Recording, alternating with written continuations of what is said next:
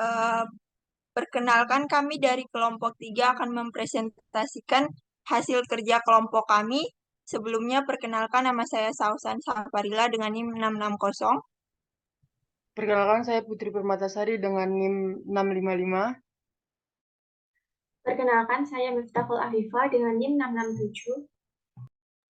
Perkenalkan, saya Ahmad Rizky Fajrin dengan NIM 675.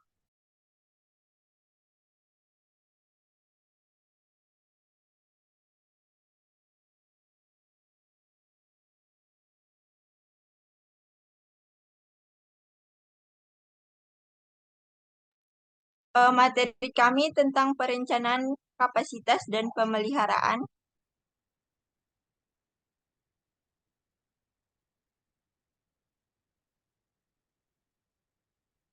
Perencanaan kapasitas. Kapasitas merupakan terobosan atau sejumlah unit yang mana tempat fasilitas dapat menyimpan, menerima, atau memproduksi dalam suatu periode waktu tertentu. Jenis-jenis perencanaan menurut horizontal waktu. Yang pertama, perencanaan jangka panjang. Pengubahan kapasitas di mana penambahan fasilitas, penambahan peralatan yang memiliki lead waktu time panjang. Perencanaan jangka menengah. Subkontak, penambahan peralatan, penambahan shift, penggunaan kapasitas, penambahan karyawan membuat atau menggunakan persediaan. Perencanaan jangka pendek, menggunakan kapasitas, penjadwalan tugas, penjadwalan karyawan, pengolokasian mesin.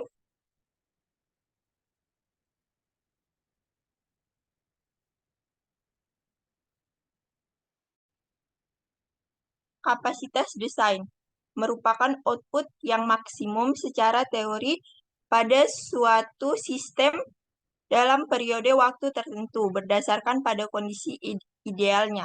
Kapasitas efektif adalah kapasitas yang mana suatu perusahaan mengharapkan untuk mencapai hambatan operasional yang tersedia saat ini.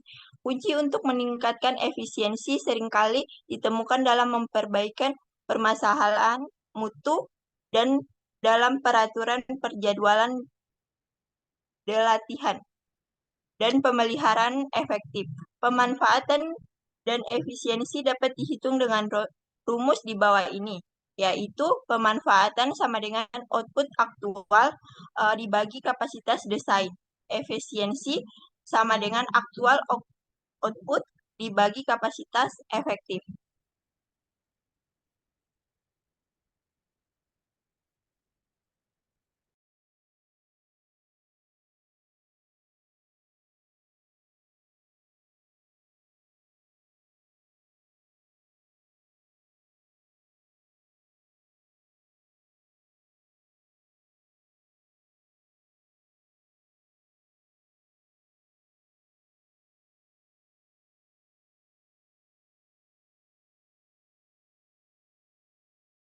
Lupa anjir.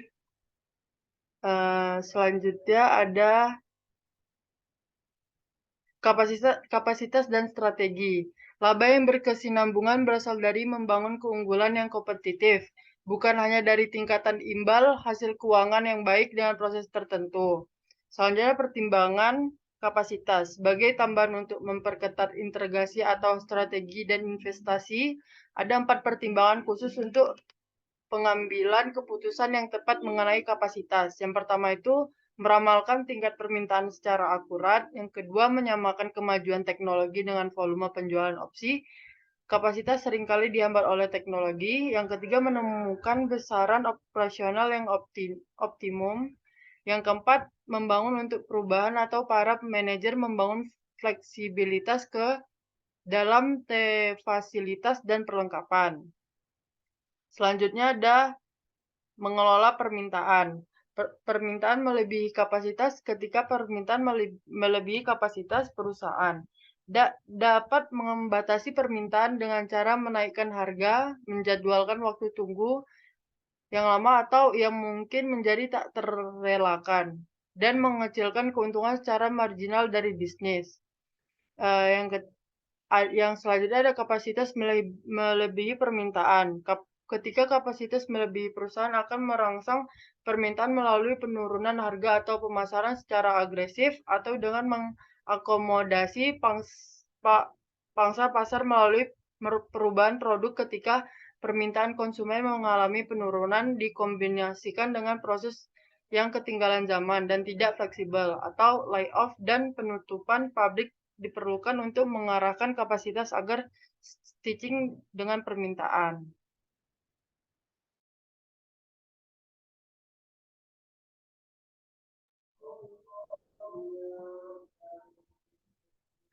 Pemeliharaan adalah kegiatan untuk memelihara atau menjaga fasilitas, mesin, dan peralatan pabrik, mengadakan perbaikan, penyesuaian, atau penggantian yang diperlukan agar terdapat suatu keadaan operasi produksi yang memuaskan sesuai dengan apa yang diharapkan. Dalam pemeliharaan terdapat dua jenis, yaitu pemeliharaan pencegahan dan pemeliharaan kerusakan. Pemeliharaan pencegahan atau preventive maintenance mencangkup pelaksanaan inspeksi rutin dan perbaikan serta menjaga tempat fasilitas dengan melakukan perbaikan yang tepat.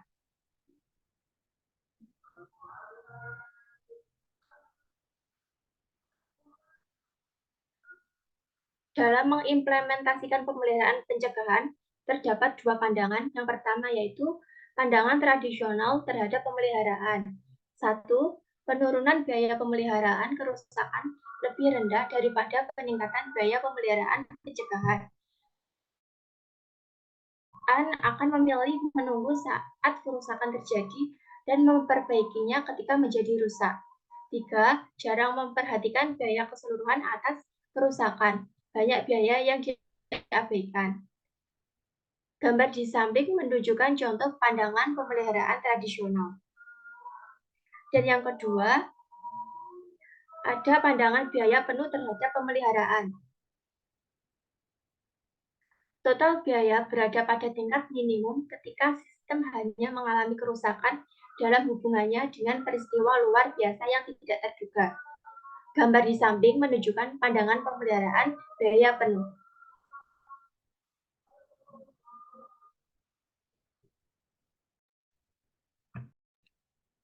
Meningkatkan kapabilitas perbaikan. Karena keandalan dan pemeliharaan pencegahan jarang berjalan dengan sempurna, sebagian besar perusahaan memiliki beberapa level kapabilitas perbaikan. Pemeliharaan yang otonom. Kebijakan dan teknik pemeliharaan pencegahan meliputi penekanan pada penerimaan tanggung jawab karyawan terhadap mengamali, memeriksa, menyesuaikan, membersihkan tipe pemeliharaan perlengkapan. Manajer operasi harus menentukan cara pemeliharaan yang akan dilakukan. Ada 4 operator, departemen pemeliharaan, kerja lapangan pihak manufaktur, depot pelayanan peralatan dikembalikan. Biaya pemeliharaan preventif lebih murah dan cepat jika bergerak ke kiri. Kompetensi akan menjadi lebih tinggi jika bergerak ke kanan. Total pemeliharaan yang produktif, hal ini mencakup konsep penurunan variabilitas melalui pemeliharaan yang otonom dan pelaksanaan pemeliharaan yang sempurna.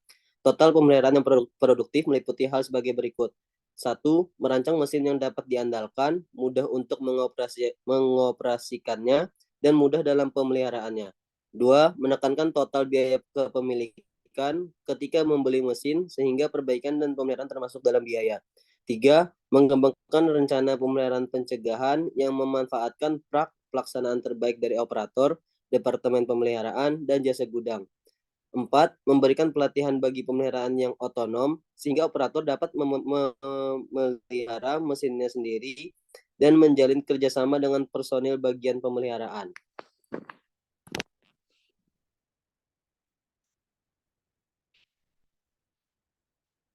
Sekian presentasi kami. Terima kasih.